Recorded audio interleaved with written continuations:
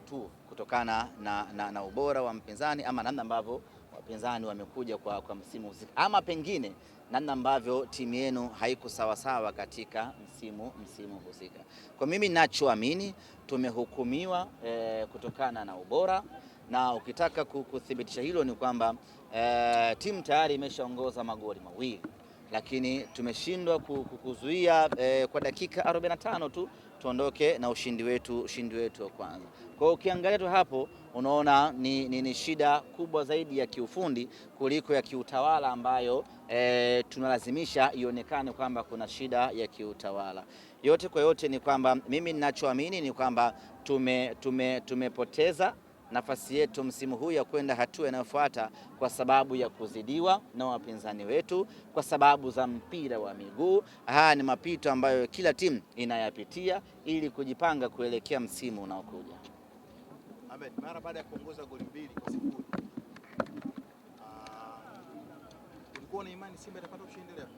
Yaani nilikuwa na imani sababu kama umeshafanikiwa kuongoza goli 2 na zimebaki dakika 45 tu ambazo una option nyingi ya kufanya, aidha kama ni kuzuia ama kuendelea kumpelekea moto mpinzani wako. Kwa hiyo nilikuwa naamini tayari nilikuwa nimeshaanza kufurahi, na kila mwana Simba alikuwa ameshaanza kufurahi akiamini ya kwamba Simba anakwenda kufufua matumaini yake na kuondoka na alama 3 za kwanza hii leo Benjamin Mkapa. Lakini yaliyotokea yanabaki kuwa historia ya kuumiza ndani ya klabu yetu, ndio mpira. Na Simba imeonekana ikicheza vizuri sana kipindi cha kwanza, lakini walipokuja kipindi cha pili ikaonekana imeleta mabadiliko makubwa sana na kuwapelekea wapinzani kumiliki ball position na kupata sare ya bao mbili.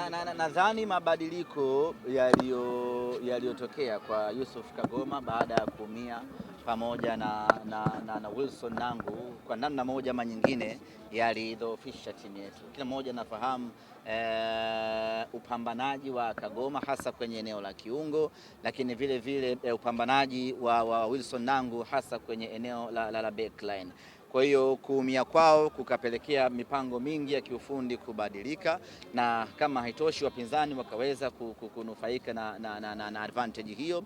Lakini goli ambalo amesababisha Alassane Kante lilimkata kabisa na kumuondoa mchezoni na akaomba kufanywa mabadiliko. Maana yake ni kwamba alishindwa kabisa kuhimili pressure ambayo ilikuwa inamkabili. Baada ya pale kila kitu ndani ya timu ikabadilika na wapinzani wakanufaika. Kwa kumalizia, semaji ni rasmi sasa, tunaweza kusema ile booster iliongezwa dirisha dogo, nguvu kubwa inahamishiwa sasa kwenye NBC. Ya, kwa sasa kilichopo mbele yetu ni ligi kuu ya NBC pamoja na kombe la shirikisho.